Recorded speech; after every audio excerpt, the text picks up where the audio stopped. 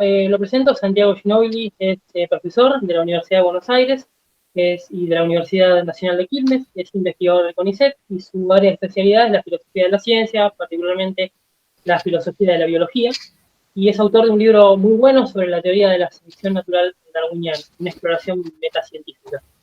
Así que bueno, Santiago, te doy la palabra y muchas gracias por la exposición que vas a dar y por tu presencia. Gracias por la invitación a ustedes. Yo decía, no soy un especialista en Bunge, así que lo único que puedo hacer en su honor es charlar de las cosas en las que trabajo. Porque, bueno, trabajo en filosofía de la biología y Bunge tiene algunos aportes en filosofía de la biología, pero bueno, no fue su área principal de trabajo, obviamente. La charla que voy a dar es un poco rara y un poco anormal en el tipo de charlas que suelo dar, porque bueno, me preguntaba qué les podía contar y qué podía ser interesante para que escuchen, y siempre pasa lo mismo, ¿no? Que es que uno está acostumbrado a hablar para gente que es especialista en temas muy específicos, sobre cosas muy específicas, y curiosamente es más cómodo hacer eso, es más cómodo charlar frente a... Uno podría pensar que eso es más exigente, pero no. Es mucho más exigente hablar con un público que no está absolutamente especializado en la temática en la que uno trabaja, y pensando en eso decidí dar la charla exactamente sobre esto. Bueno, entonces la charla tiene un nombre que por ahí es un poco confuso, que ahora en un ratito se va a terminar de entender, supongo, espero, que es Kuhn versus la formación histórica y filosófica del científico. Bueno, empiezo a contarles de qué trata la charla, mostrándoles la charla.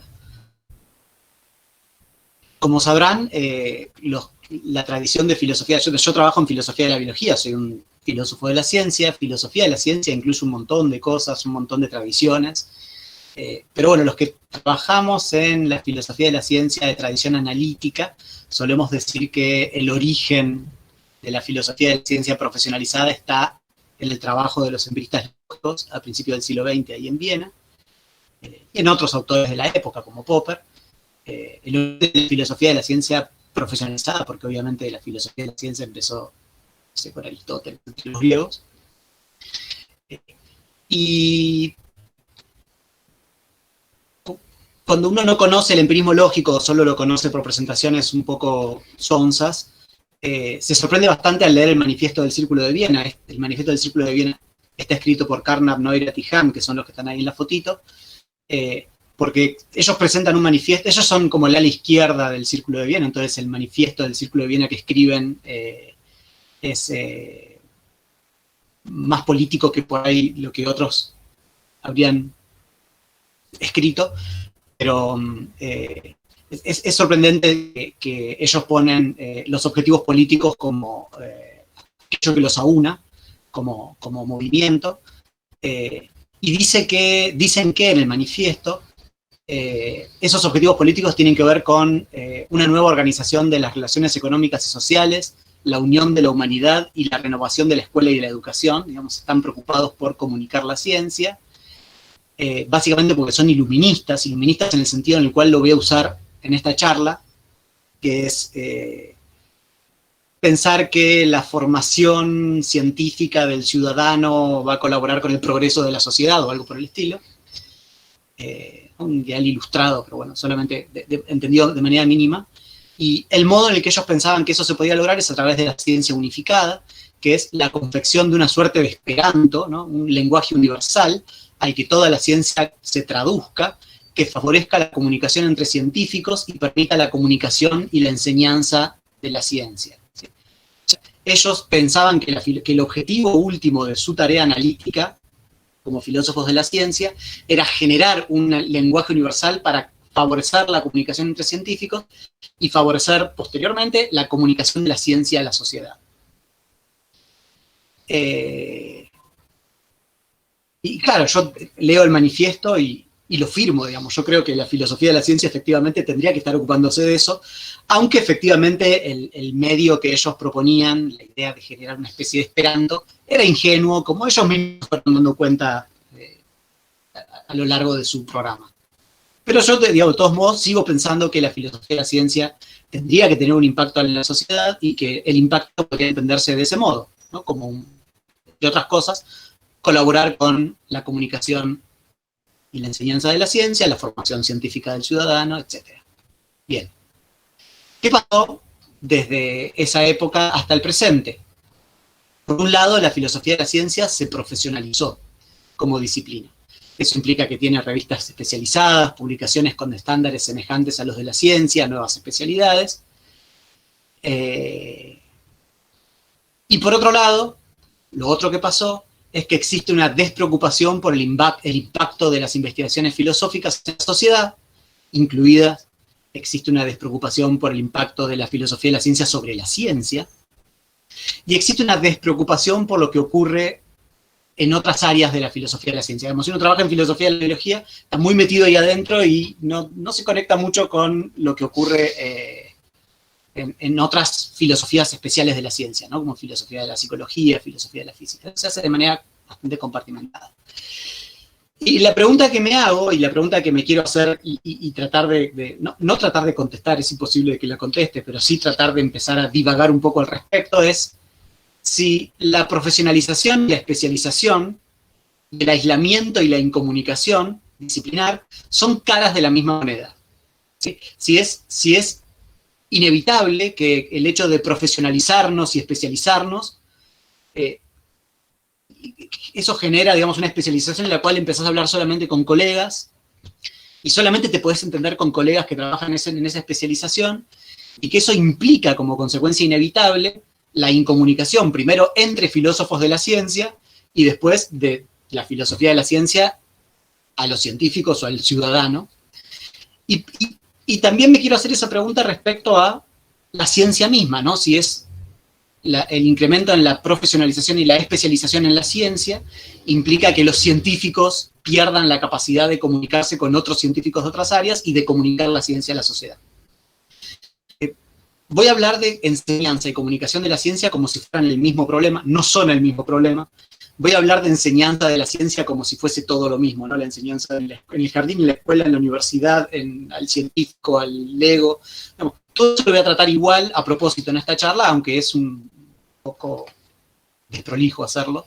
Pero bueno, es que quiero hablar de otras cosas. Sí. Bien. Tenemos lo que dice Reich.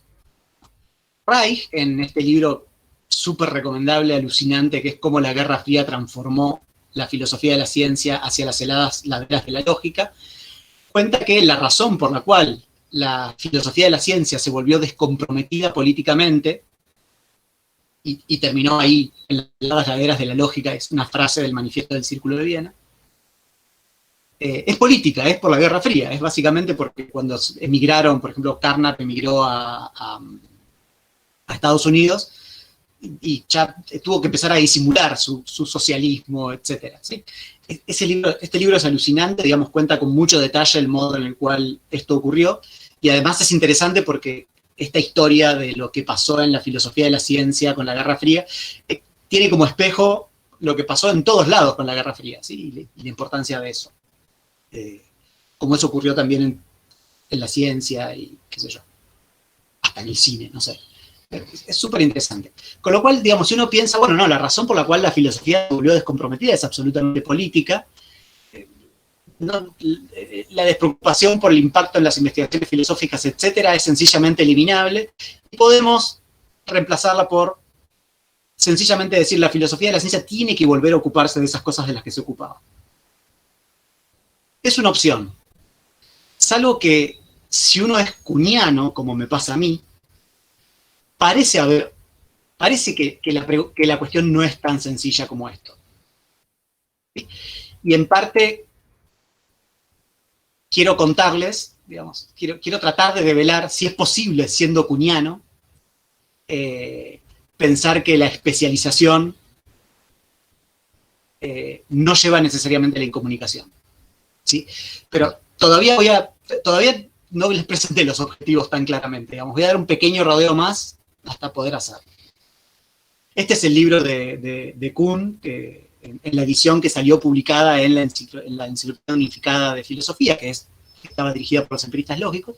Y es el más conocido, es La estructura de las revoluciones científicas. Saben que es un libro súper citado, de hecho en Ciencias Sociales en Google Scholar es el más citado. Es un autor muy influyente en la filosofía de la ciencia. Y supongo que todos conocerán, digamos, no me voy a poner a exponer su marco conceptual porque sería una charla insoportable. Todos conocerán, al menos de manera básica, la idea principal, o la habrán visto, no sé, en algún lado seguramente, pero Kuhn presenta este marco conceptual para pensar la historia de la ciencia, porque no estaba satisfecho con los marcos más clásicos para pensar la historia de la ciencia, en donde propone una serie de conceptos y propone un esquema según el cual ocurren las revoluciones científicas, ¿no? En donde hay un periodo preparadigmático, en donde hay escuelas que compiten entre sí, no hay progreso en ese periodo, pero una de esas escuelas triunfa, se forma un periodo de ciencia normal en donde los científicos resuelven rompecabezas, como sin mirar para otro lado que en la resolución de rompecabezas.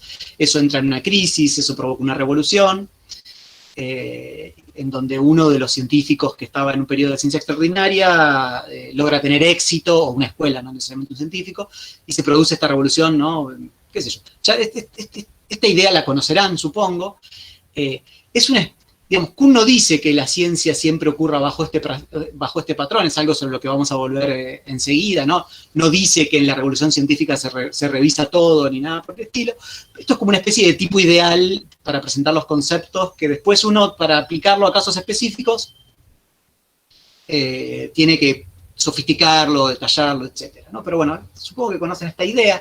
El punto principal de Kuhn es que si uno tiene que entender qué es lo que comparte una comunidad científica en un periodo de ciencia normal, la noción de teoría como un conjunto de leyes o leyes y reglas de correspondencia o como fuere, no alcanza. Los científicos comparten más cosas que leyes, comparten un marco conceptual, comparten leyes, por supuesto, comparten valores, reglas de utilización de instrumentos, reglas metodológicas y concepciones metafísicas. ¿Sí? Y eso hace que, entre paradigmas sucesivos, el diálogo entre científicos que pertenecen a distintos paradigmas sea complicado porque existe lo que Kuhn llamó inconmensurabilidad. ¿Qué es la inconmensurabilidad? Básicamente que el hecho de no compartir todos estos, o algunos o todos estos componentes del paradigma, el hecho de que no haya estándares metodológicos, valores, marcos conceptuales, compromisos instrumentales, objetivos y neutros, eso hace que la comparación siempre sea relativa a tales estándares que pueden no ser compartidos y pueden no serlos. Perdón, lo dije medio confuso. La idea es que no existen estándares metodológicos, valores, marcos conceptuales neutros y objetivos que por fuera de los paradigmas que estén en toda la historia de la ciencia. Y por lo tanto, digamos, la comparación entre paradigmas es posible, pero es relativa a ciertos marcos conceptuales, estándares metodológicos, etcétera, que pueden o no ser compartidos entre paradigmas sucesivos. ¿Sí? O sea, es posible la comparación, pero no es una comparación absoluta o neutra, relativa a ciertas cosas que pueden cambiar. Entonces los paradigmas sucesivos son inconmensurables entre sí, y esto tiene consecuencias para lo que veníamos hablando, ¿no? Unas consecuencias directas. Por un lado, Kuhn piensa que una forma de explicar qué quiere decir la inconmensurabilidad, probablemente la que más le interesa, que es la inconmensurabilidad semántica, es que no es posible traducir los conceptos de un paradigma al otro, o traducirlos a un tercer lenguaje. ¿Sí? Digamos, Kuhn caracteriza la inconmensurabilidad semántica de ese modo. ¿Por qué? Y porque, digamos, si bien aparecen los mismos términos en distintos paradigmas, como masa o planeta, planeta en la boca de Copérnico significa algo completamente distinto a planeta en la boca de Ptolomeo, porque se aplica a distintas cosas, ¿no? La Tierra es un planeta para Copérnico, pero no para Ptolomeo, y eso hace que sea imposible traducir el concepto de planeta de Ptolomeo al concepto de planeta de Copérnico. Lo digo de manera general, esto es una discusión que tiene mucho detalle, pero estoy tratando de presentar las cosas de manera general. Eso, por supuesto, tiene la consecuencia de que no es posible generar un lenguaje universal tipo Esperanto, tal como pensaban los empiristas lógicos, con lo cual ese modo de trabajar en filosofía de la ciencia, ¿no? Esa concepción que tenían los empiristas lógicos de cómo la filosofía de la ciencia podía servir para comunicar y enseñar la ciencia, no sirve. Sí, Kuhn tiene razón. ¿Sí? Pero la cosa es más profunda, es mucho más profunda. ¿sí? Que las consecuencias de Kuhn sobre esto que estamos planteando son más profundas, como voy a tratar de contar. Por un lado, Kuhn dice que aprender un paradigma es como aprender una lengua, ¿no? Se aprende a través de ejemplos paradigmáticos, como uno aprende a decir perro, ¿no? No porque hay una definición fría de perro, sino a través de que te señalan un montón de perros. Además de que un paradigma implica un trabajo tan arduo como aprender una lengua, un paradigma implica una cosmovisión. Formarse en otro paradigma como historiador implica hermenéutica, dice explícitamente Kuhn, ¿no? Implica a ver el mundo como lo ve el que pertenece a otro paradigma, ¿sí? Es el descubrimiento de Kuhn leyendo a Aristóteles, que le parecía todo una gansada hasta que hizo un clic y se dio cuenta de que era una visión razonable, una cosmovisión razonable del mundo. Además, el paradigma es como un sistema de categorías como kantiano, que es constitutivo de los fenómenos del mundo en el que el científico vive. No es un conjunto de creencias en el que se acepta, un conjunto de creencias que se acepta, que uno podría eliminar, poner paréntesis, cambiarlo. No, digamos, es más parecido a las categorías kantianas, es constitutivo de los fenómenos a los que tienes acceso. Y eso hace que Kuhn diga que todos se quejan, es un poco exagerado, no importa, la idea se entiende que científicos distintos viven en mundos de fenómenos distintos, si no comparten un paradigma, por supuesto. Esto tiene un montón de consecuencias sobre la idea de que la filosofía de la ciencia puede aportar a la comunicación de la ciencia. Sí. Primero, uno se pone en duda fuertemente el ideal de ciencia unificada, ¿no? ¿Qué querría decir eso? Si la ciencia está formada por distintos paradigmas y los paradigmas son mónadas de formas de ver el mundo, digamos, ¿cómo podría uno generar algo como la ciencia unificada? Por otro lado, genera la duda, ¿no? ¿Es posible una formación integral del científico? Digamos, si formar a un científico es formarlo en un paradigma específico y formar a y se parece más a aprender una lengua, digamos, ¿cuántas lenguas le puedes enseñar a un científico? ¿Sí? Y por supuesto, la siguiente consecuencia es posible comunicar toda la ciencia a la sociedad. Si le podemos tener ciudadanos que sepan 10 lenguas, digamos, ¿es posible? ¿Qué pasa con la comunicación de la ciencia si la ciencia es esto que dice Kuhn? Esto se incrementa más todavía, ¿no? Estas que son preguntas empiezan a tener respuestas como no en Kuhn. Por un lado, en ciencia normal, es el único periodo en el que hay progreso acumulativo. Los científicos acumulan soluciones a rompecabezas y es el único periodo en el cual la ciencia avanza rápidamente y se vuelve sofisticada y, digamos, básicamente es el ideal de la ciencia, según Kuhn, ¿no? Porque es el momento en el cual se resuelven problemas muy específicos y adquiere sofisticación. En estos periodos, los científicos aceptan dogmáticamente el paradigma para la resolución de rompecabezas sin querer o tal vez sin poder ver posibles enfoques alternativos ni hacerse preguntas filosóficas respecto a su marco, ¿sí? Kuhn dice que se hace filosofía en el periodo preparadigmático y en los periodos de crisis. En los periodos de ciencia normal ni se hace ni se debe hacer filosofía. Y todavía más fuerte, Kuhn empieza el libro quejándose de las historias oficiales, ¿no? Las historias que son maniqueístas, etc. La historia oficial de la ciencia es deformada, está repleta de falsedades, es anacrónica, digamos, se piensa a los científicos del pasado como si estuvieran trabajando en los paradigmas del presente, es maniqueísta, hay buenos y malos, digamos, cuando vos contás la historia de Darwin, en la historia de Darwin, Owen es un malo y Darwin es un bueno. Pero esa historia, digamos, de la que él se queja cuando infecta la historiografía que hacen los historiadores, cumple un rol en la formación del científico. Lo mismo que cumple un rol la historia que se enseña en las escuelas, ¿no? Porque la función es formar al científico, inculcarle valores, proveerle ejemplos metodológicos y de conducta. ¿Sí? Digamos, esa historia oficial deformada con la cual a veces se presentan teorías científicas, ¿no? En la que de golpe se dicen falsedades de Darwin o de Mendel, cumple un rol en la formación del científico y en la decisión, en volver al científico un miembro de ese paradigma. Entonces surge una pregunta que es todavía más fuerte, es, si le enseñáramos filosofía e historia a los científicos, ¿eso sería contraproducente? ¿Iría en contra del ideal de progreso en, de la ciencia normal? Y por otro lado, favorecer el diálogo entre científicos de distintas especialidades, ¿podría ser contraproducente? ¿Es deseable el ideal de ciencia unificada? ¿Es deseable la formación integral del científico? Ya no si es posible, sino si querríamos que ocurra. Bien. Enseñar, por otro lado, digamos, ¿no? Para cerrar la tercera cuestión de la que estamos hablando todo el tiempo. Enseñar a pensar científicamente es equivalente a pensar críticamente y evitar el dogmatismo, ¿no? Cuando uno dice, yo quiero que la sociedad se vuelva científica para que sea crítica, pero si el científico es dogmático, no estás enseñando a ser un científico normal el ciudadano, ¿no? Porque el científico no tiene espíritu crítico. Esto es Kuhn, ¿está bien? Ahora, esto es una preocupación, no estoy haciendo esas afirmaciones. Entonces, ahora sí voy a decir los objetivos del trabajo. Intentar responder o plantear lineamientos de respuestas a las siguientes preguntas. ¿Es el dogmatismo kuhniano un componente implicado por su marco metateórico o es más bien parte de su ideología personal? ¿Tiene el marco de Kuhn algo que aportar a la enseñanza y la comunicación de la ciencia? La segunda pregunta que a mí me interesa.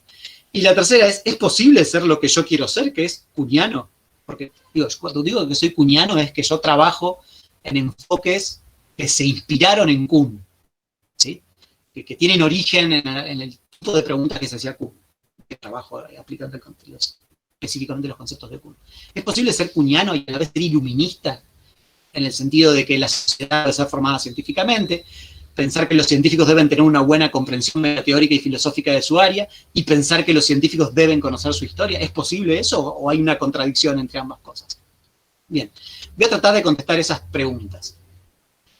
Primero, les hago un pequeño mix de reacciones que hubo, de popperianos sobre todo, frente al dogmatismo kuhniano, ¿sí? Que no les gustó nada. Piensen que Popper pensaba que lo que caracterizaba la ciencia justamente era el espíritu crítico y la idea de que, digamos, si uno quería un enfoque, lo que tenía que hacer era tratar de refutarlo, ¿sí?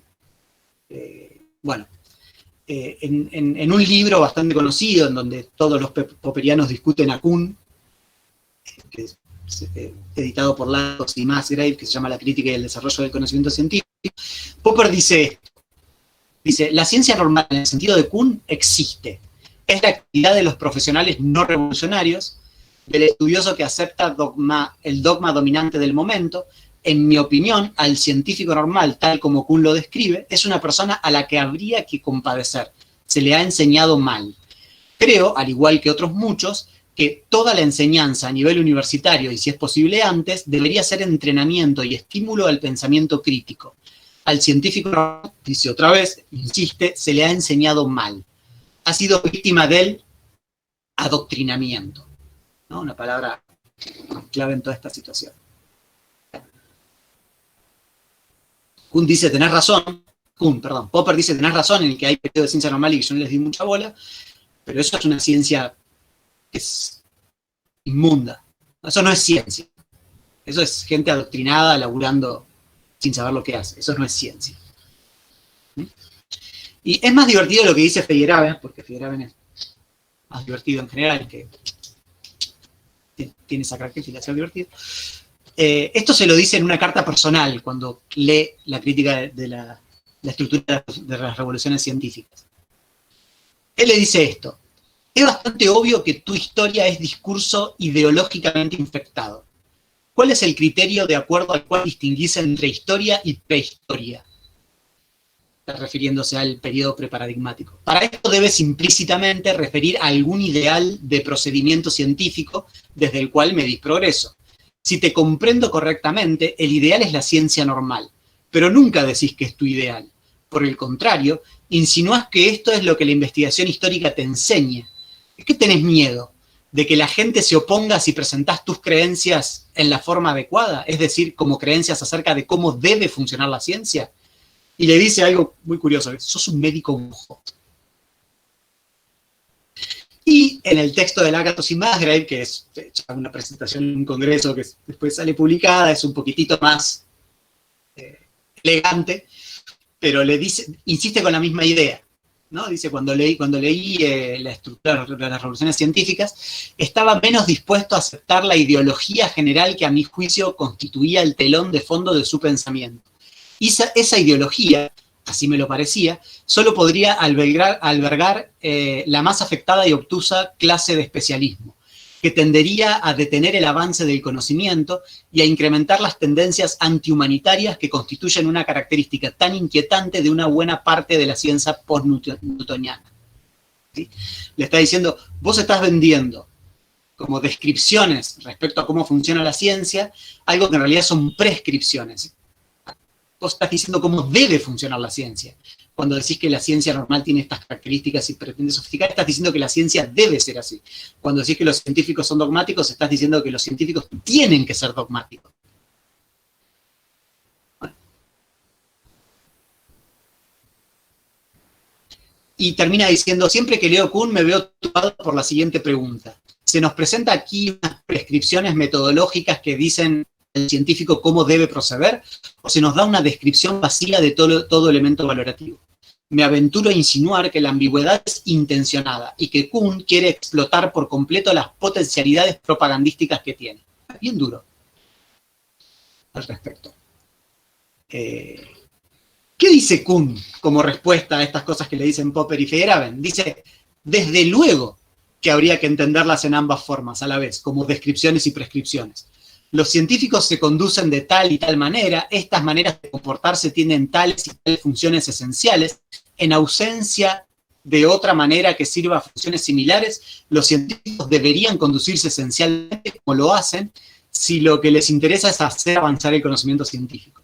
Es decir, Kuhn piensa que la historia falseada de la ciencia con la que se enseña al científico y se lo adoctrina, y el componente dogmático que existe en la ciencia normal, está bien porque cumple su cometido. O sea, Kuhn, insisto, cuando se queja de las historias oficiales, anacrónicas, maniqueístas, Whig, como dice él, se queja de que eso se lo coma el historiador, pero no tiene ningún problema con que al científico se le enseñe de ese modo, porque funciona.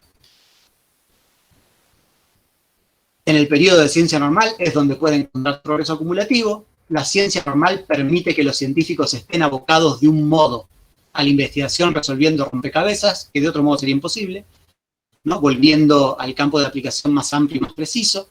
Ese trabajo es condición de que surjan las anomalías que llevan a la revolución, que es parte constitutiva de la historia de la ciencia, y la ciencia normal además proporciona, según Kuhn, el único criterio de demarcación que permite detectar pseudociencias, ¿no?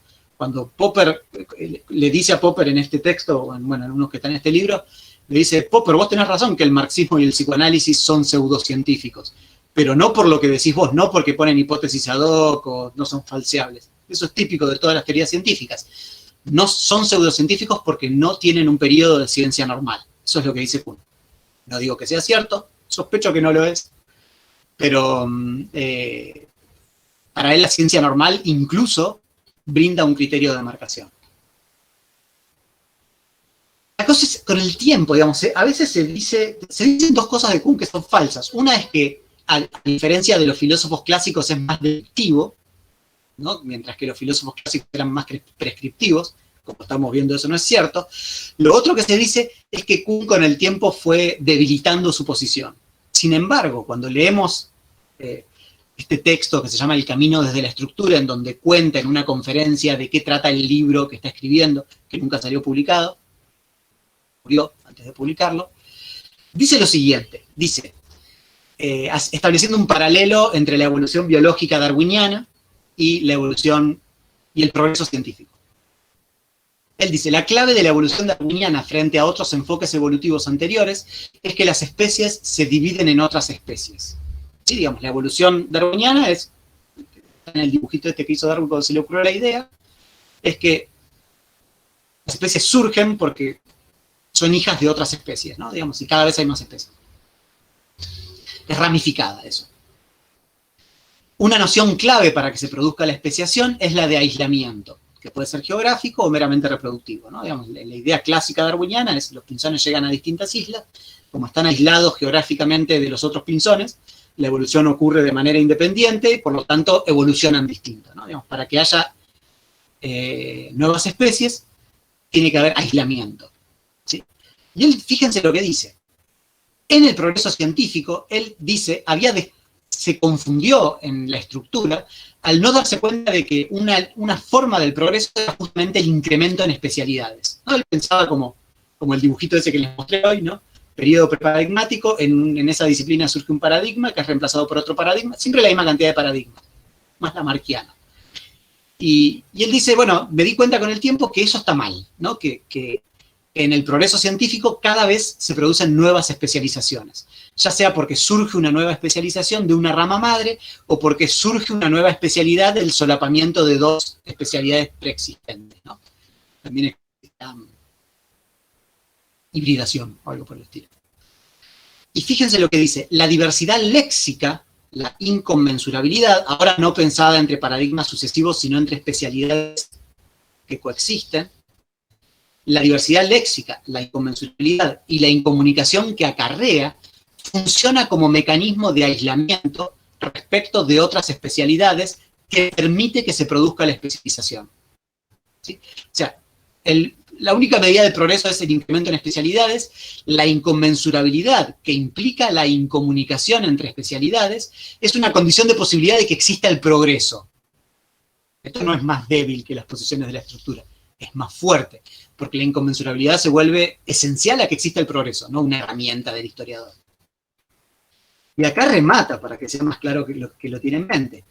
Para cualquiera que está hablando de los empiristas lógicos, por supuesto, y no solo de los empiristas lógicos, como vamos a ver, para cualquiera que valore la unidad del conocimiento, este aspecto de especialización, divergencia léxica o taxonómica, con las consecuencias limitaciones en la comunicación, es una condición deplorable. Pero tal unidad puede ser en principio una meta inalcanzable, y todavía peor, su enérgica búsqueda podría muy bien poner en peligro el crecimiento del conocimiento. Es decir, favorecer la comunicación entre científicos, enseñarles filosofía, enseñarles historia, ¿sí?, podría volverlos más ineficaces y poner en peligro el progreso, ¿sí? Es fuerte su tesis. Y acá, trayendo el muchacho que nos convoca, me gusta que dice Bunge. También está porque es un poco gracioso, de cápsulas. Dice, el segundo motivo por el cual, da tres, pero no importa, les cuento solo el segundo. El segundo motivo por el cual el libro fue oportuno es que en esos años la juventud universitaria norteamericana y europea comenzaba a despertar de su letargo político. En efecto, el libro fue interpretado erróneamente como un llamado a la transformación revolucionaria de la sociedad, cuando de hecho Kuhn era políticamente conservador y enseñó en 3 universidades que fueron puntales del establishment: Harvard, Princeton y MIT. Más aún, intentaba ocultar su origen judío. Una vez quiso hacerme creer que su apellido es alemán, en lugar de ser una versión del antiguo nombre hebreo. Bueno, muy bueno. Es conservador Kuhn. Y paso a contarles esto, que es otro libro de Reich, mucho más nuevo, muy interesante y muy recomendable, porque quiero contarles lo siguiente. No es que Kuhn extrajo ciertas consecuencias de su trabajo como historiador que eran políticas. Es decir, no es que Kuhn hizo un trabajo por historiador y eso lo llevó a tener ciertas posiciones políticas respecto a cómo debe enseñarse ciencia, ¿sí?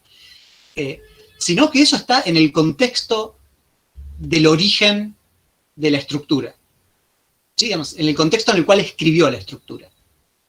Y eso está contado de manera muy divertida, muy interesante, también muy relevante, más allá de Kuhn, ¿no?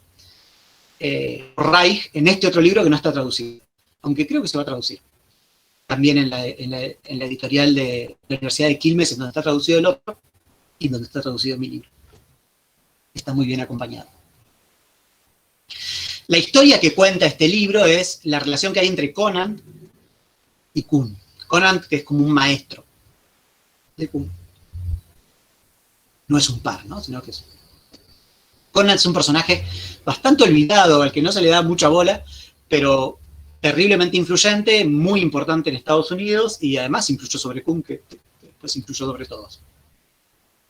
Conant, además, es un personaje políticamente interesante, medio espeluznante, porque trabajó en la confección del gas amarillo, formó parte del programa Manhattan para hacer la bomba atómica de un director, además era anticomunista y un poco antisemita, hecho todo esto.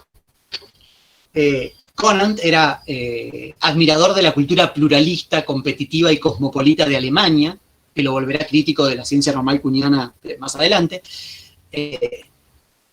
Según él, el debate, no el acuerdo, llevaba a la ciencia y a la sociedad a progresar. La idea que sostenía era un enfoque del libre mercado en la ciencia, en donde tenía que haber un montón de enfoques compitiendo, etc., ¿no?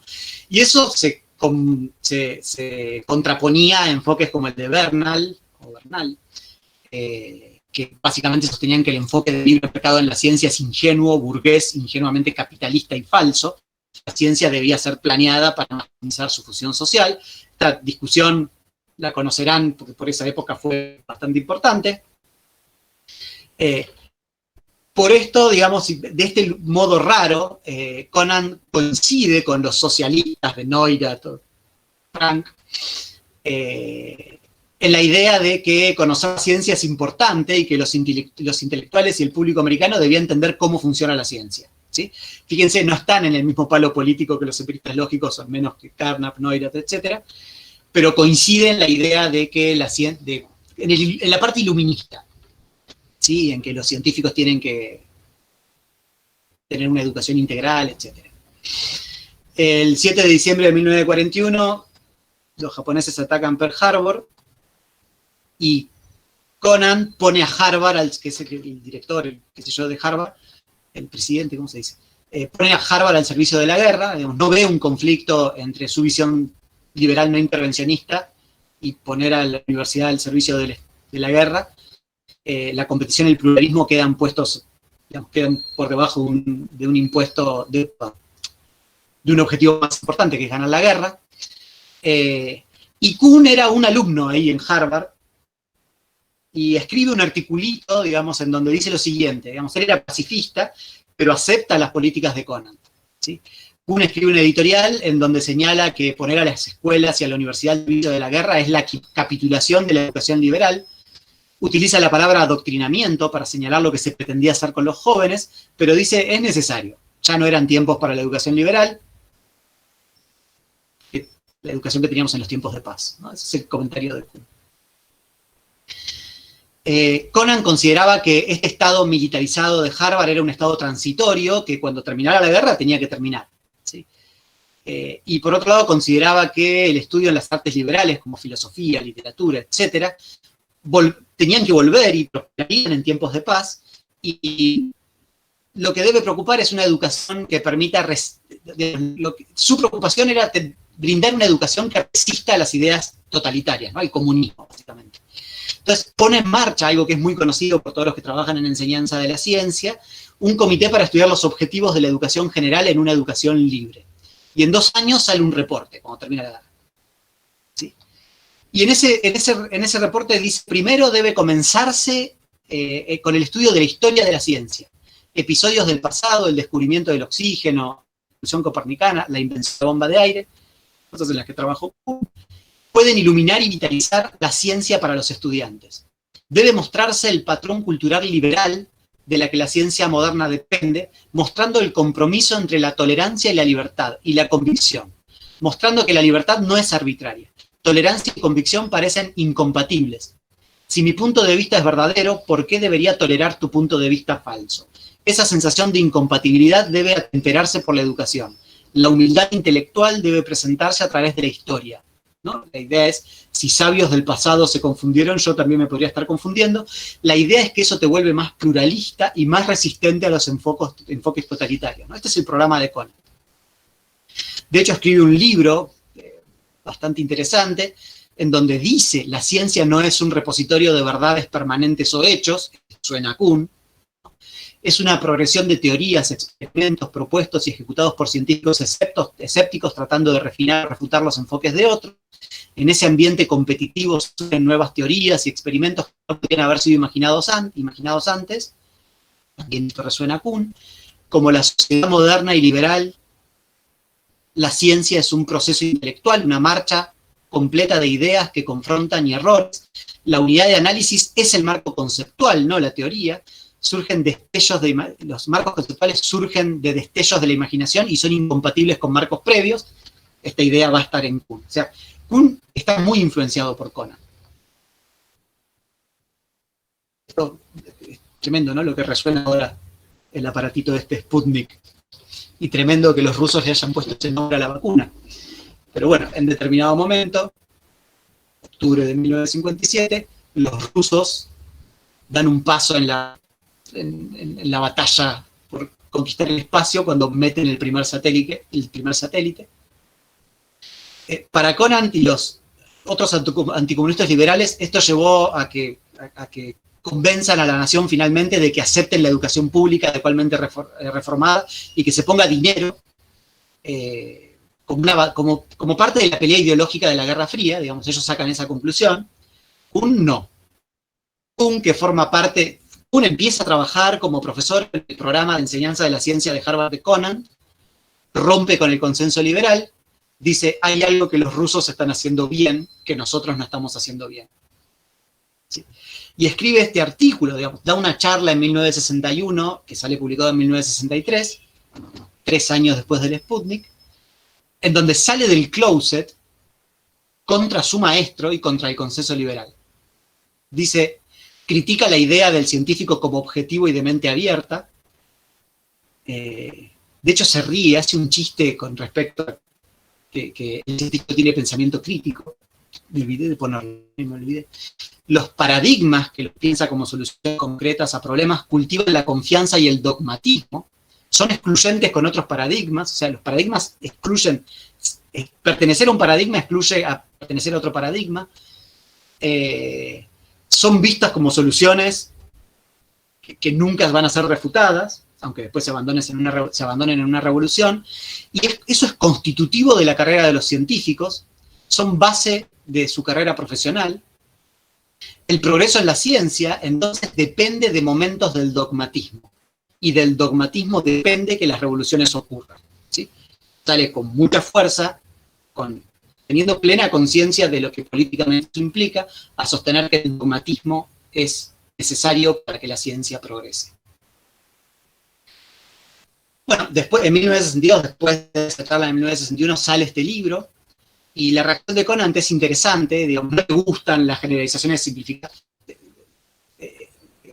Conan lo considera como un discípulo, no le gustan las generalizaciones sobresimplificadas acerca de las revoluciones, dijo no entender, es una carta larga, dijo no entender por qué la revolución implicaría una nueva visión de mundo, le molesta eso, que después le va a molestar a muchos, le molestó la referencia constante y molesta a los paradigmas, le molesta la palabra paradigma, cosa que también le va a pasar a muchos, como una palabra mágica para explicar todo, pero dice, le gusta el libro como un todo, y le pareció que trata un tema importante. Digamos, cuando Kuhn lo lee, le parece que la parte positiva es más como una formalidad de Conan, ¿no? Se siente herido. Esto lo cuenta Reich, ¿sí? De manera muy linda. Y más adelante publica un librito que se llama Dos modos de pensamiento, en donde cita la estructura de las revoluciones científicas como un libro importante, ni menciona lo que no le gusta, insiste que incluso en la ciencia normal debe enseñarse filosofía para que los científicos no caigan presos de pseudofilosofías. Digamos, a él le preocupa, digamos, que sin tener filosofía los científicos se vuelven propensos a pseudofilosofía. Él está pensando en el comunismo, seguramente. Y que deben aprender historia de la ciencia para que sean pluralistas. E insiste en la educación contra las ideas totalitarias. Bien, ¿por qué di todo este rodeo del libro de Reich? Bueno, en parte porque me gusta, y en parte porque me parece relevante para contestar esta pregunta. ¿Es el dogmatismo kuhniano un componente implicado por su marco metateórico, o es más bien parte de su ideología personal? ¿No? Como sugería Feyerabend. Y bueno, las implicaturas del enfoque de Kuhn no eran desconocidas por el propio Kuhn, eran parte del contexto en el que surgió la estructura y parte de lo que estaba pensando cuando la escribió. No es consecuencia desconocida, eso queda claro, creo. Y por otro lado, algo de mínima, bastante claro, creo, después de todo el recorrido que hicimos, resulta relevante distinguir entre componentes ideológicos en el sentido de Feyerabend, en la perspectiva de Kuhn, y el marco propuesto para describir características de la ciencia que resulta fructífero como herramienta para pensar cómo cambia la ciencia, ¿sí? Digamos, pensar que el marco kuhniano o una sofisticación del marco kuhniano es útil para pensar cómo cambia la ciencia, no te implica aceptar la parte ideológica del parte del pensamiento de Kuhn. Y nos permite, digamos, volver a replantear esas preguntas, ¿no?, que nos hicimos, volver a replantearlas. No puedo contestar, pero sí puedo replantearlas. Digo, es un aspecto esencial de la ciencia normal exitosa, ultra especializada, que el científico no tenga formación en filosofía de la ciencia ni en historia de la ciencia. Es un aspecto esencial.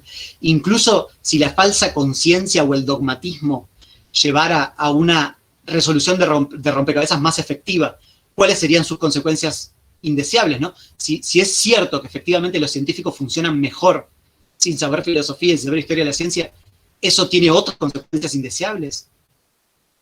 ¿Cuáles son las consecuencias de una mejor formación en filosofía e historia de la ciencia? Digamos, ¿cuál sería la ganancia si es que hay una pérdida? ¿Y cuál sería la consecuencia sobre la sociedad de que los científicos tengan una mayor preocupación y espacio? No es una cuestión solo de preocupación, sino de tener tiempo para comunicar sus investigaciones, fuesen más pluralistas y respetuosas de otras áreas, si conformaran un estamento por encima de las diferencias disciplinares, ¿no? Si se vieran como miembros del mismo clan y no como con esa incompresión que a veces existe entre distintas áreas. Y finalmente, si seguimos siendo iluministas y preferimos científicos con conciencia de sí, ¿podemos aprender algo de Kuhn? Y esta última pregunta voy a explayarla un poquitito, porque yo creo que sí. Sí, yo creo que no solamente ser kuhniano es, digamos, no solamente es posible hacer una filosofía de la ciencia relevante con impacto sobre los científicos, en el sentido que estoy hablando, relevante para la enseñanza y la comunicación de la ciencia y para la formación integral del científico, digamos, no solamente es posible ser kuhniano y aceptar eso, sino que yo más creo que el enfoque de Kuhn brinda herramientas. El enfoque de Kuhn es bastante sencillo, bastante ingenuo en algunos aspectos, pero bueno, el tipo de preguntas que hace, el tipo de respuestas, de lineamientos a respuestas que da, sofisticados, que permiten realizar investigaciones que son relevantes para la enseñanza y la comunicación de la ciencia, ¿sí? Es mi punto y lo que quisiera mostrar. Y es relevante por lo siguiente, porque si Kuhn tiene algo de razón, y yo creo que nadie negaría que algo de razón tiene, ¿sí? Digamos, la discusión acerca del enfoque de Kuhn es más, cuál es la extensión de sus de las consecuencias que se extraen, pero algo de razón tiene. Hay varios aspectos que son relevantes para la comunicación y la enseñanza. Primero, si se quiere enseñar a pensar científicamente, enseñar y comunicar ciencia no es enseñar datos y creencias y leyes. Es otra cosa. Por otro lado, en cualquier situación de enseñanza, en cualquiera de todas las que dijimos, ¿no? Si estás enseñándole a un científico, si estás enseñando comunicando ciencia a través de en Animal Planet, existe inconmensurabilidad entre el lego, o el aprendiz, y el que está enseñando. ¿Sí? Digamos, no es solamente yo tengo ciertos datos que le tengo que pasar a su cabeza, sino que hay una inconmensurabilidad, hay valores diferentes, hay marcos conceptuales diferentes, hay una serie de cosas que uno tiene que flanquear. ¿Sí? Y, por otro lado, el aprendizaje de la ciencia es, de hecho, parece ser más semejante a aprender una lengua, a aprender inglés, a aprender francés. Tiene un componente por el estilo, y eso hace que las materias enciclopédicas, ¿no? Las materias enciclopédicas que a veces hay muchas en ciencias sociales o en filosofía, por ejemplo, ¿no? En donde uno ve 50 autores en un cuatrimestre, no enseñan a pensar científicamente. ¿Sí? Digamos, no aprendiste a hablar ninguna de las lenguas de esos científicos. ¿sí? Digamos, estos puntos son bastante obvios, creo que cualquiera los aceptaría, independientemente de Kuhn, pero también son consecuencias del enfoque de Kuhn, ¿no? Esto de mínima empresa implica tomar decisiones respecto a qué enseñar, y es algo que a veces en las ciencias naturales lo tienen bastante claro, ¿no? Cuando vos cursás biología molecular, no es que te dan 200 enfoques, te están explicando solamente una cosa desde el primer día hasta el último día, ¿sí? Es algo que tenemos que aprender en filosofía, ¿no? Que pretendemos dar 50 autores. Ahora, ¿el enfoque kuhniano solo permite identificar estos escollos o además puede llegar a dar herramientas positivas para superar estos escollos? Y yo creo que sí. Y creo que sí porque, en particular, existe una idea, digamos, cuando se piensa al rol de Kuhn en la enseñanza o en la comunicación, a veces se lo piensa de manera exagerada, ¿no? Como que uno va a enseñarle Newton a un alumno que en la mente tiene a Ptolomeo, qué sé yo. Digamos, eso es inadecuado porque no porque el alumno tendría un enfoque ptolemaico en la mente, pero más allá de eso, la sensación que da es que uno tiene que básicamente eliminar lo que tiene en la mente el alumno y reemplazarlo por otra cosa. Y el alumno tiene que vivir una especie de revolución científica en su cabeza, ¿sí? Como la que vivió la comunidad científica a lo largo de siglos. El alumno en 5 clases tiene que hacer eso, ¿no? Esta idea de que una revolución científica es eso parece implicar que hay que modificar los conocimientos previos del estudiante y reemplazarlos, ¿sí? Y eso parece no estar dando ninguna herramienta para enseñar ni nada por el estilo. Pero la verdad es que esa idea, ¿no? La idea de que una revolución científica reemplaza todo lo anterior, también es ingenua en la historia de la ciencia. En la historia de la ciencia no pasa eso. No pasa que un newtoniano o un einsteiniano reemplazó el enfoque de Aristóteles, ¿sí? Eso no pasó nunca. Las revoluciones científicas son más complejas y no revisan tantas cosas, si no ni siquiera serían posibles, como las revoluciones políticas, ¿no? Que no se revisa todo.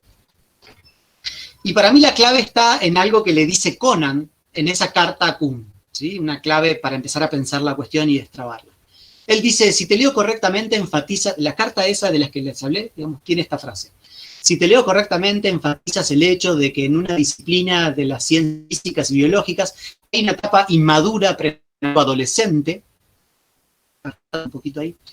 La emergencia primaria desde esa etapa es la aceptación general entre investigadores de un marco teórico, ciertas premisas inexpresadas, muchas reglas de organización correcta no formuladas. Yo creo que deberías tratar estos ítems de manera separada y fijarte cómo cambian en una revolución, ¿sí? Algo que me encanta cómo lo parafrasea Reich, ¿no? Que dice, lo que le dice Conan a Kuhn es unpack the paradigm. No sé cómo traducirlo que quede así de lindo. Fíjate cuáles son las partes del paradigma y fíjate cómo cambian en la revolución. Claro, Kuhn nunca dijo que todo se revisa en una revolución. Sí, digamos, es importante leerlo mejor a Kuhn y no basarse tanto en las cosas generales que dice, sino en los casos específicos en donde aplica sus marcos. Pero no importa, acá yo no soy un escolar de Kuhn, no estoy defendiendo a Kuhn de nada, sino estoy tratando de pensar en esto que estamos tratando de pensar. Y en esto coincide con algo que le dice Laudan, ¿sí? Es un filósofo kuhniano, aunque se reconoce muy kuhniano, generalmente dice que hay que destronar a Kuhn y cosas por el estilo. Él dice que las revoluciones científicas siempre tienen una estructura jerarquizada, ¿sí? En una revolución científica, le concede a Kuhn, no hay una base compartida, neutral y objetiva, sí hay elementos objetivos. Nunca se revisan a la vez métodos, teorías y valores, ¿sí? Por ejemplo, Ptolomeo no revisó teorías, pero sí revisó valores. Newton, ¿por qué? Porque Aristóteles estaba preocupado por explicaciones completas y no por explicaciones cuantitativas precisas. Revisó eso y, digamos, sin modificar el geocentrismo, se preocupó por... mientras que Newton no revisó que es un valor la predicción cuantitativa, pero sí revisó teorías. Los elementos compartidos permiten la comparación racional. Pero además tampoco es cierto que las teorías se revisen de manera completa, y esto es una cuestión interesante que les voy a contar rapidito, pero Snead, que es el fundador del estructuralismo metateórico, que a Bunge no le gustaba, pero en el cual yo trabajo, dice que es un error, bueno, yo lo voy a presentar así, ¿no? Es un error pensar que la teoría es como una mónada frente a la base empírica, como si hubiera solo dos cosas, ¿no? Teorías y hechos. Él dice que las bases empíricas en realidad están categorizadas por teorías previas o subyacentes, que a su vez tienen bases empíricas. Entonces, las teorías presuponen otras teorías, digamos, la base empírica no es observación, sino que hay teorías presupuestas por detrás de esa observación, y eso es relevante en el siguiente sentido, digamos. Se los voy a ilustrar con un ejemplo que es más conocido para mí, digamos. Del mismo modo que no es cierto que un Einstein discutía con Aristóteles, y entonces eso sí implicaría revisar todo, tampoco es cierto que Darwin discutía con un obispo del medioevo, que también implicaría revisar todo, sino que Darwin discutía con autores con los que compartía mucho, ¿sí? Por ejemplo, discutía con Owen, ¿sí? Owen fue el primero que conceptualiza Owen, Saint-Hilaire y otros autores son los primeros en conceptualizar las homologías. Voy a pasar rápido por esto, si no saben lo que es, espero que no sea muy confuso. Las homologías son semejanzas estructurales como la que existe entre, no sé, la aleta del delfín y mi mano, que son las que permiten inferir genealogías adecuadas. Owen explicaba las homologías a partir de la idea de que Dios había creado a todos los vertebrados a partir del mismo arquetipo. Darwin dice no, las homologías son... se explican por origen común, ¿no? Y hace esta revisión que es hermosa, ¿no? Dice lo que Owen dibujó, pensó que estaba estudiando la mente de Dios y en realidad estaba pensando y estudiando un organismo del pasado, ¿no?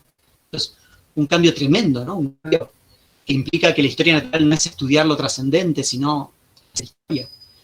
Es un hermoso cambio, pero de ningún modo implica que no hay nada en común a nivel teórico, porque de hecho Owen y Darwin compartían lo que querían explicar, las teorías que permiten determinar homologías, tenían la misma base empírica, ¿sí? Porque apelaban a la... Darwin apela a los mismos tipos de nociones para detectar homologías, ¿sí? Y estamos hablando de una revolución tremenda, ¿no? En donde, bueno, imagínense lo que es pensar que estudias la mente de Dios a pensar que, etcétera. Además también compartían más cosas, ¿no? El procedimiento para determinar cuál es la estructura del ancestro, ¿sí? Y además la teoría de Darwin no es absolutamente novedosa. La inferencia de ancestros a partir de semejanzas de familia la utilizaba Owen, solo que a nivel especie, digamos, no daba el salto a los vertebrados, ¿sí? Y además se usa en la vida cotidiana, ¿no? Porque del mismo modo que vos te das cuenta por semejanza que estos dos son hijos de Martin Sheen, también te das cuenta que Charlie Sheen y Lemur tienen un origen común, ¿no? En este otro bicho. Digamos, con lo cual, si uno se pregunta, digamos, cómo este tipo de teorías podría ser enseñado, la historia de la ciencia puede ser útil y puede brindar herramientas para ver cómo introducir el conocimiento nuevo en el Lego, en el nivel que sea. Y el otro ejemplo que tengo más trabajado en compañía con otros autores que ahora les cuento, es la relación entre Darwin y Paley, por ejemplo, ¿no? En donde Darwin explica las adaptaciones de los organismos a partir del diseño de Dios, ¿no? El diseño divino, y lo que hace Darwin es proponer la selección natural para explicar eso. La biología funcional de Paley es diferente a la de Darwin, pero son bastante parecidas, básicamente porque las funciones en Paley a veces benefician al sistema natural. Paley dice que los frutos están para alimentar a los animales, por ejemplo. Y Darwin, como la selección natural no podría hacer eso, no podría favorecer un organismo altruista, dice no, la función de los frutos es diseminar las semillas, ¿no? Tiene que ver con el propio organismo. Entonces, en este caso también Darwin y Paley comparten parcialmente aquello que quieren explicar y los métodos de atribución, además, funcional. Al menos en grandes partes de la biología funcional, ¿no? Por esto que decía. Con lo cual tampoco es cierto que se revisa todo, digamos, también comparten una base empírica, incluso con Paley, ¿no? Que parece que es un autor completamente distinto. Y esto otra vez brinda herramientas para la enseñanza y la comunicación de la ciencia. Existe una discusión en didáctica de la biología evolutiva que tiene que ver con cómo lidiar con el pensamiento teleológico inadecuado de los alumnos, ¿sí? uno piensa que las revoluciones revisan todo y que Darwin revisó, digamos, eliminó la teleología, como se suele pensar, uno tiende a pensar que lo que tiene que hacer el profesor es básicamente eliminar el pensamiento teleológico de los alumnos y proponer Darwin, lo nuevo, y eso lleva, digamos, a cosas como estas que se dicen a veces en las facultades de biología, no preguntes para qué, pregunta por qué, chau. Pero como trabajé con Leo González Gali y Jeffrey Nariza, un artículo que está por salir en Science and Education, lo que hizo Darwin con la biología funcional podría servir de modelo para tratar la enseñanza de la biología funcional y consecuentemente, posteriormente, de la selección natural en el aula, básicamente porque se parece un poco la biología funcional del Lego y la biología funcional predarwiniana, porque si uno le pregunta a un chico para qué sirven las lombrices, rápidamente dice para airear la tierra, o los frutos sirven para... No.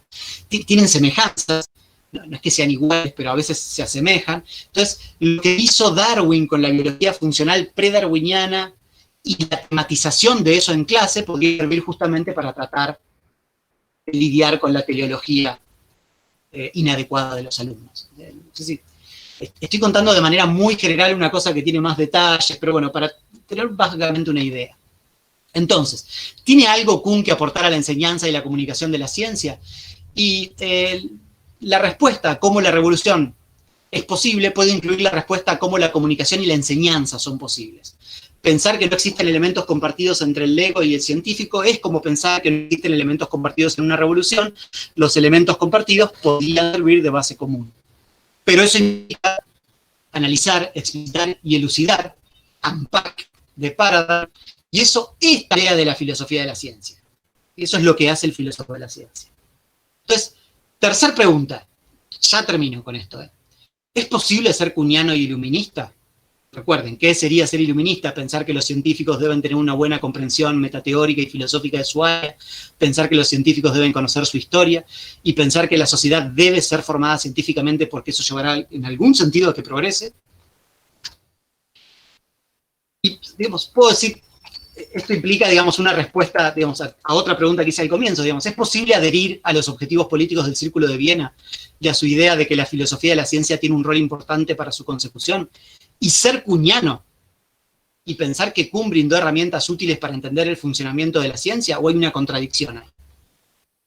Bueno, mi respuesta es que yo creo que se debe ser kuhniano. No que se puede, sino que se debe, en el sentido de que se debe aprender y discutir temáticas kuhnianas de cómo las teorías científicas cambian. Si lo que se quiere enseñar es pensar científicamente, resulta fundamental no tener una visión distorsionada de lo que es la ciencia, sino comunicaremos y enseñaremos un supuesto método que nadie aplica, o todavía peor, un conjunto de datos efímeros injustificados, que es lo que suele pasar con la comunicación de la ciencia.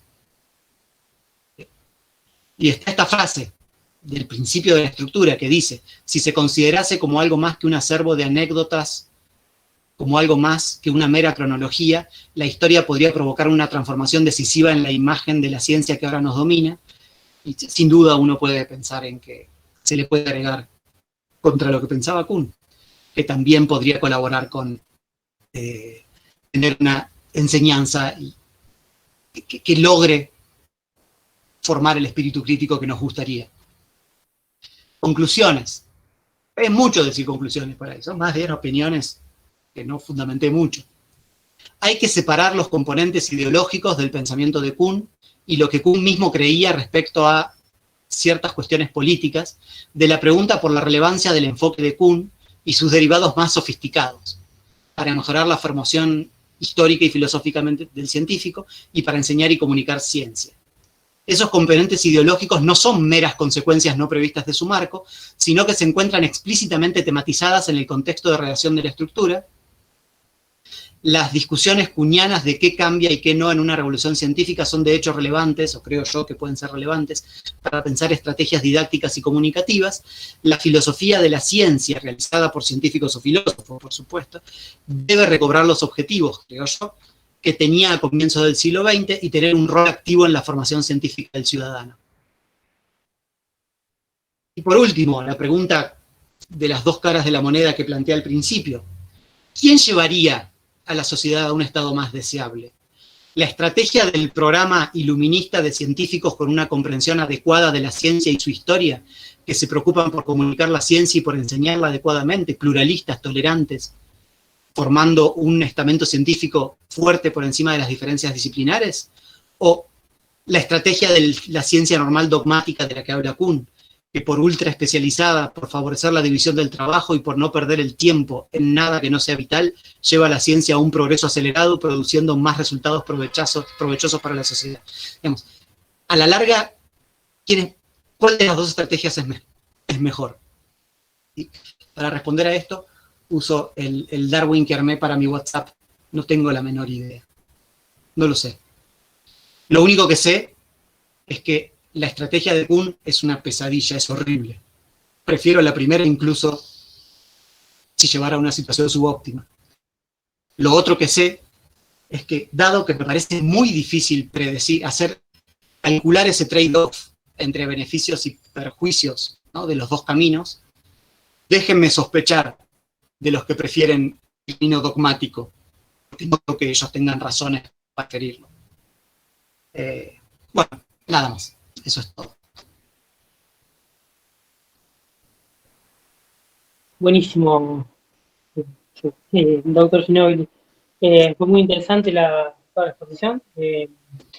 Así que, bueno, hay algunas preguntas. Sobre todo, muchos se preguntan por esto que usted mencionaba en una parte de la charla sobre este supuesto cambio de Kuhn.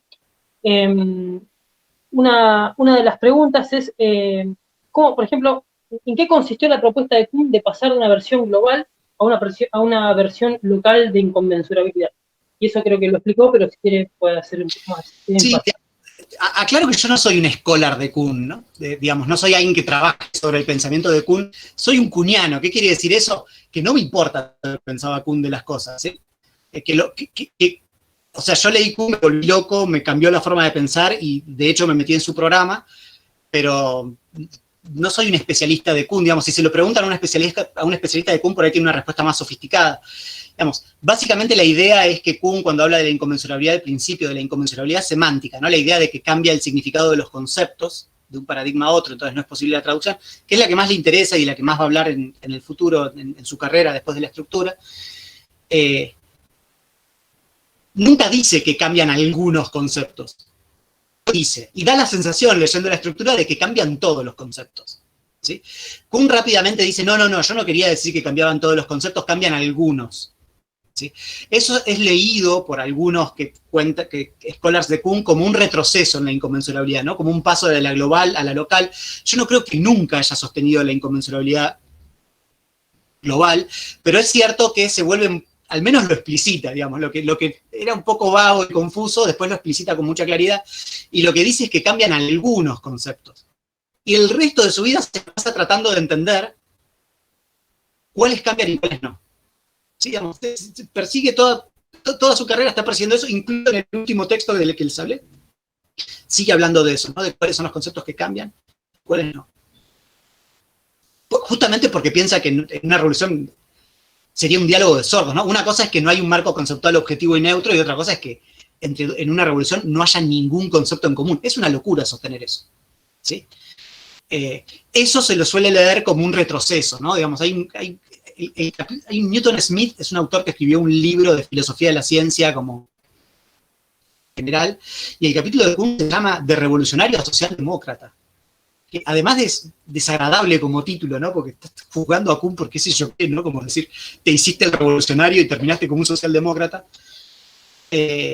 Además es incorrecto, porque yo creo que se volvió más fuerte la posición de Kuhn. Se volvió más fuerte porque la inconmensurabilidad se volvió más fuerte. Antes era entre paradigmas sucesivos, y ahora de golpe que los científicos no se entiendan entre ellos es condición del progreso, ¿se entiende, no? Eso es una cosa muy fuerte, ¿sí? Y a mí no me importa tanto lo que pensaba sobre eso, sino que me importa la situación en el presente, está claro, ¿no? Porque de hecho lo que nos pasa, este congreso, este encuentro que organizamos ustedes, ¿no?, en donde llaman filósofos iberoamericanos a homenajear a un filósofo argentino, va a contracorriente de la locura de especialización que te pide CONICET para que ingreses a la carrera, ¿no? Eso es un tema que para mí es candente, ¿no? Entonces los felicito. estuvieron medio flojos con el cupo hombres y mujeres, eso no estuvo muy bien. Hay que aprenderlo, qué sé yo. Les debemos una reparación histórica y tenemos que tener cuidado de no seguir con injusticias epistémicas. Uno se olvida, qué sé yo, es difícil de cambiarlo, pero bueno. Perdón, estaba incómodo con esto y lo dije. Pero digamos, este tipo de encuentro para mí es súper importante porque justamente va a contracorriente de eso. ¿Sí? Además de que llaman a filósofos a hablarle a científicos, no sé, o sea, los felicito por esto, pero bueno, la cuestión esa de la especialización no es una preocupación de scholar, no es que, ¿por qué Kuhn pensaba esto o qué sé yo qué? Sino que realmente es una pregunta que me hago seriamente, digamos. Yo estoy de acuerdo con que la filosofía se especialice, se profesionalice, tenga estándares de publicación más exigentes, pero no podemos caer en la locura de la especialización. Y lo creo además de los científicos, ¿sí? Entonces, mi charla es sobre eso. Eso es lo que me preocupa de la cuestión. Sí, sobre la injusticia epistémica, no es que no se buscó, yo me hago absolutamente cargo de eso porque los organicé yo. Lo que pasa es que, bueno, tuve muy poco tiempo y busqué y me dijeron todos que no. Entonces, no, igual yo pido mil disculpas, pero la verdad que, bueno, no. Es un aprendizaje. De hecho, digamos, yo participo un montón de comités científicos, de asociaciones y eso, y la verdad que se empezó a hablar de eso hace poco. Sí. Increíble, pero se empezó a hablar de eso hace poco. Y ahora es un tema que hay que tener en cuenta, y hay que tenerlo en cuenta, ¿qué se le va a hacer? No porque esté de moda o porque te barden por las redes sociales, sino porque es cierto, hay una reparación histórica y hay injusticia epistémica en el presente y no hay que perpetuarla, ¿no? Y a veces no es tan fácil hacerlo. Bueno. Coincido totalmente, pero bueno, no. Perdón, igual lo metí como un paréntesis que no tenía nada que ver con el resto, no sé cómo. Sí, no pasa nada, no sucede. Bueno, sobre eso creo que está contestado, pero me interesó mucho esa parte, sobre todo porque existe un poco el mito, ¿no? De que Kuhn cambió de opinión, etcétera, porque obviamente hay una filósofa que justamente está viendo estas cuestiones que le mencionó que había 20 definiciones diferentes de paradigma en su libro. O sea, como que había una ambigüedad importante. De hecho, Kuhn toma esa crítica, digamos, sí. Y digamos, en el libro de la estructura, el epílogo es igual o más importante que el libro, y la fuente del epílogo es el artículo ese de Masterman. Sí. Que básicamente toma la distinción entre paradigma como matriz. Yo ni hablé de eso, porque son cosas de detalle, pero toma la distinción entre ejemplar y matriz disciplinar, y creo que es una joya de Kuhn, el epílogo de la estructura. Bien. Hay una pregunta que es un poco más larga, digamos, porque tiene una cita. Dice, Kuhn escribe en una postdata del 69, no acepto la visión de progreso que hoy impera, que consiste en pensar que una teoría científica es mejor que otra porque representa mejor a la realidad. Creo que la física de Newton, la de Einstein, no es esencialmente mejor que la de Aristóteles. Sí que se progresa porque las últimas son mejores en resolver más problemas. Ahora, el autor de la pregunta dice, ahora, esto es una declaración relativista, dice el autor, con respecto al mundo. Y es algo que Bunge, por ejemplo, no aceptaría. ¿Qué opina de esta cita o de la aseveración? Kuhn tiene cierta torpeza filosófica en algunos temas, digamos, es un filósofo brillante. No lo pongo en duda como filósofo porque es Kuhn.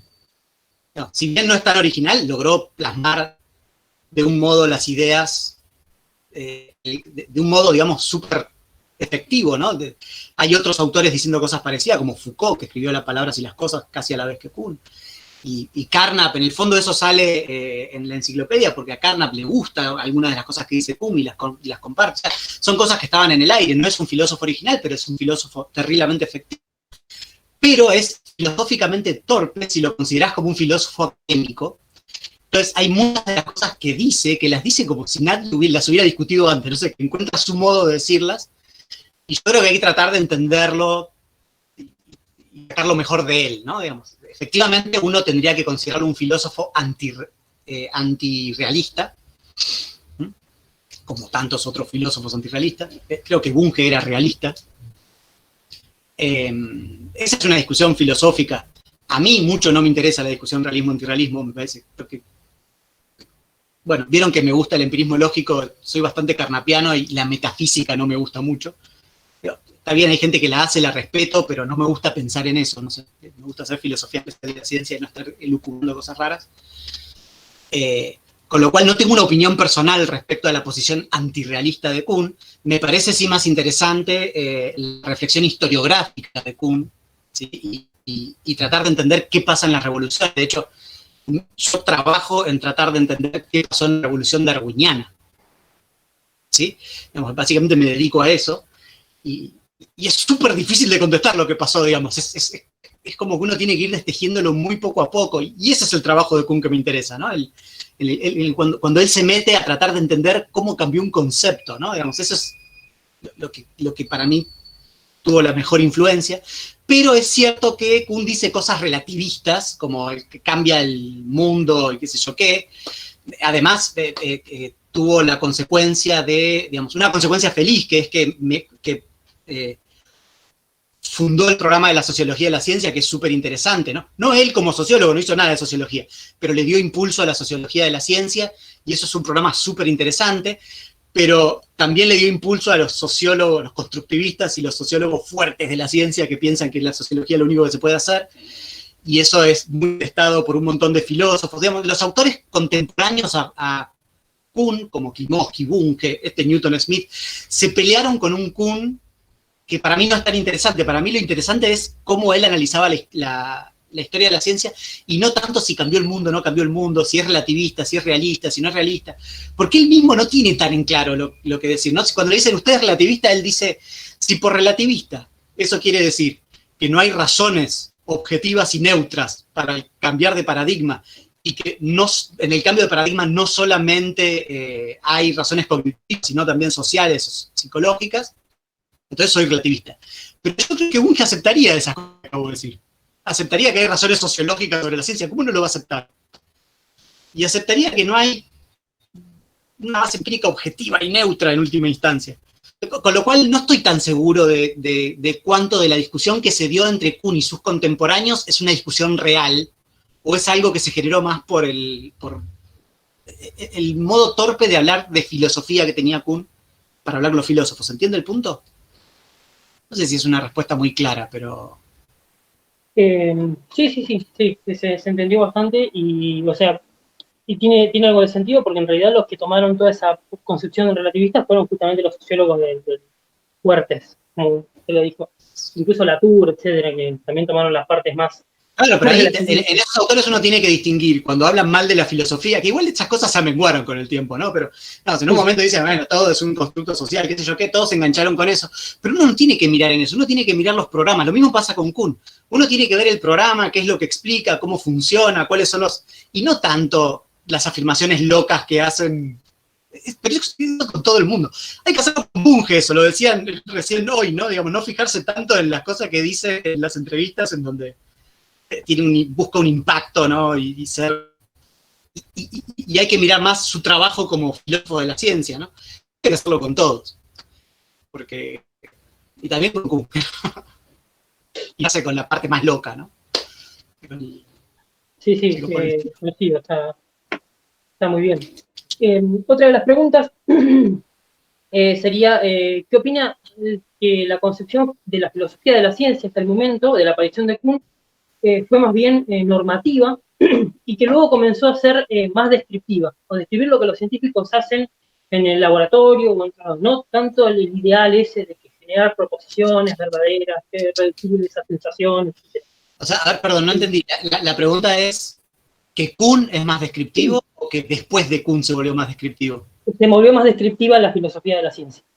No que Kuhn sea descriptivo, sino que la filosofía de la ciencia se volvió más descriptiva y realista que antes, digamos. Realista en el sentido de acercarse. O sea, lo que pasó, creo, es que la filosofía especial de las ciencias, lo que describía, ¿no? Se fue profesionalizando en el sentido de que cada vez hay subgrupos de comunidades científicas, hay paradigmas, ¿no? Hay comunidades científicas discutiendo cuestiones de detalle y aparecieron como pequeños periodos de ciencia normal que resuelven rompecabezas en las distintas áreas, ¿sí?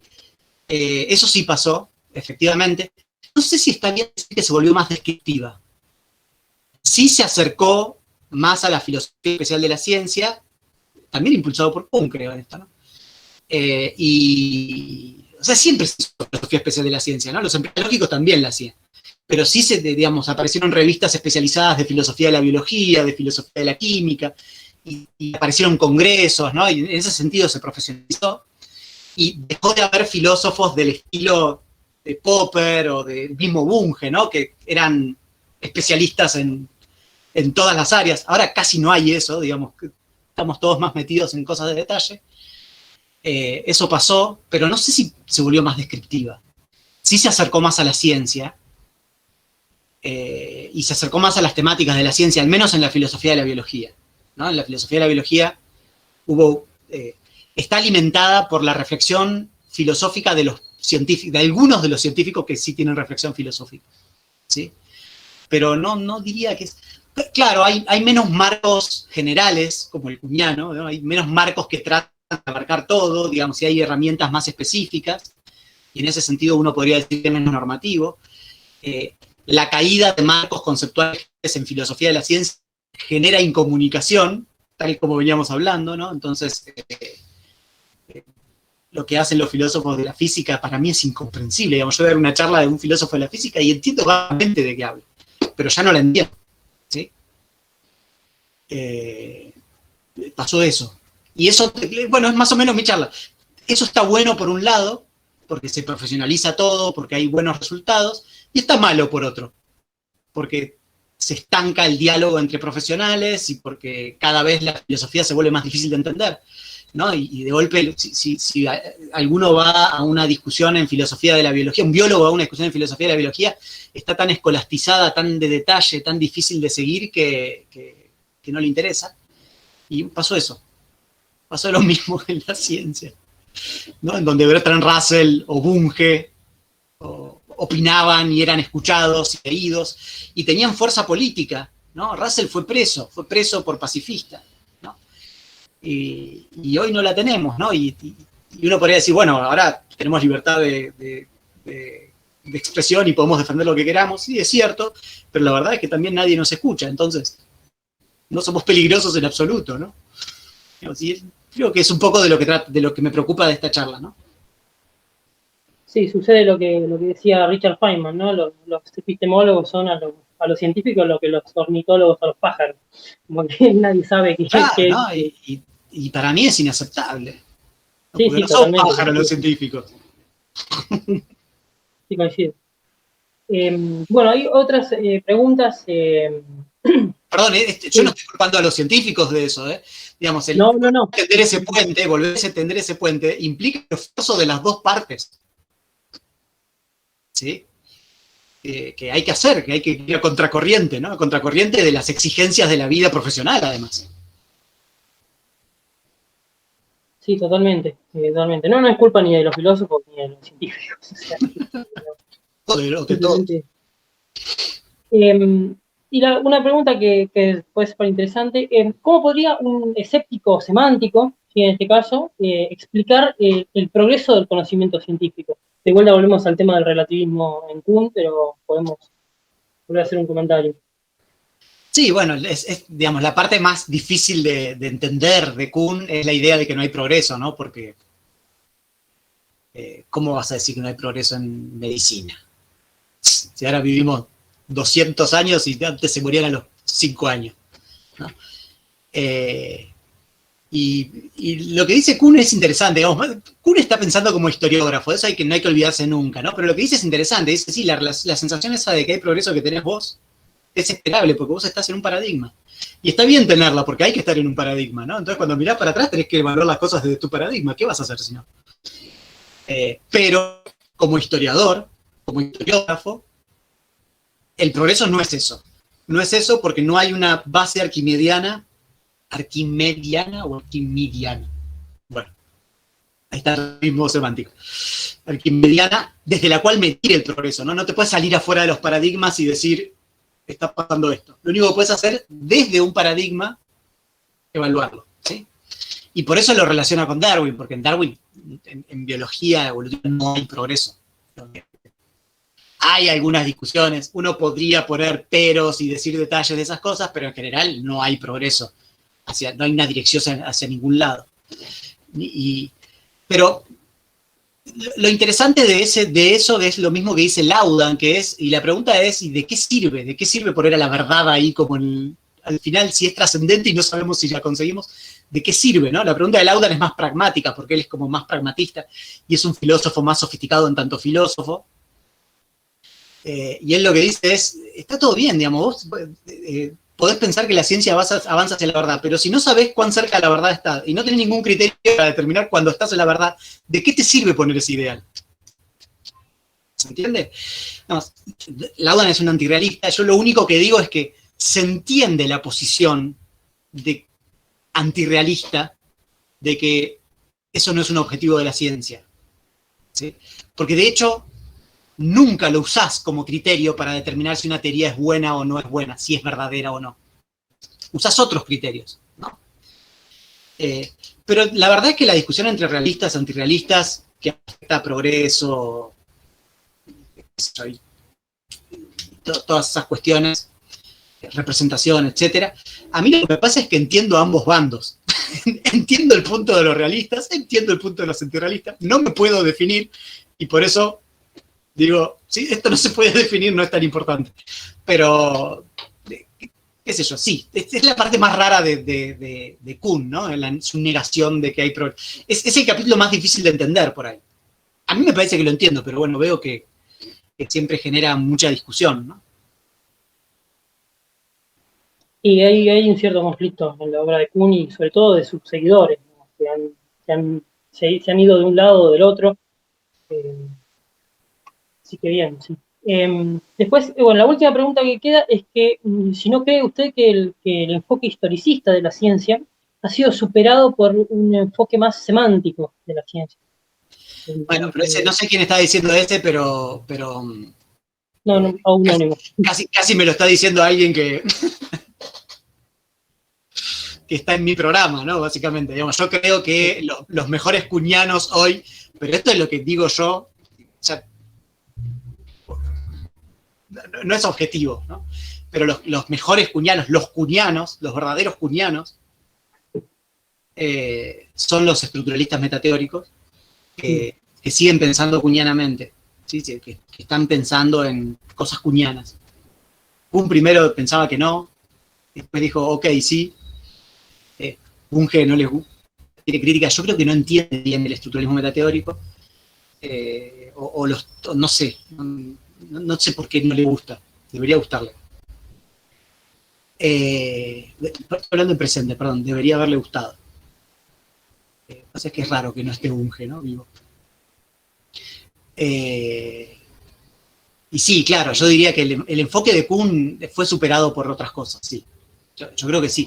Digamos, cuando yo digo que yo creo que soy empirista lógico y soy kuhniano, también soy darwinista, pero todas esas cosas son, digamos, las cosas que funcionan son superadas. Eso es una enseñanza de Kuhn, ¿no?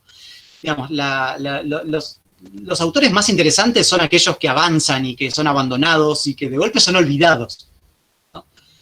Eso pasa con Darwin, ¿no? A Darwin no lo lee nadie, digamos, pero claro, estamos en un mundo que creó Darwin, estamos viviendo en su mundo. Y es imposible citarlo y decir, y esto se debe a Darwin, porque todo es Darwin en este mundo. Y en ese sentido, digamos, los autores más exitosos son esos que son superados, porque eso es un programa que funciona, ¿no? Uno que avanza. Pero, qué sé yo, Carnap, Kuhn, son mis ancestros filosóficos, y sí, fueron superados, pero sin que haya una revolución, ¿no? Creo que es el mismo programa en un sentido fuerte.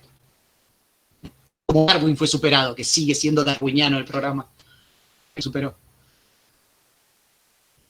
Sí, perfecto. Con esa apología a Darwin nos podemos ir despidiendo de estas jornadas en honor a Mario Bunge, en honor a un gran científico como fue Darwin. Así que, bueno, nada, te agradezco muchísimo, Santiago, por la charla que has dado, por tu tiempo, que ha sido un montonazo. Y bueno, nada, muchas gracias.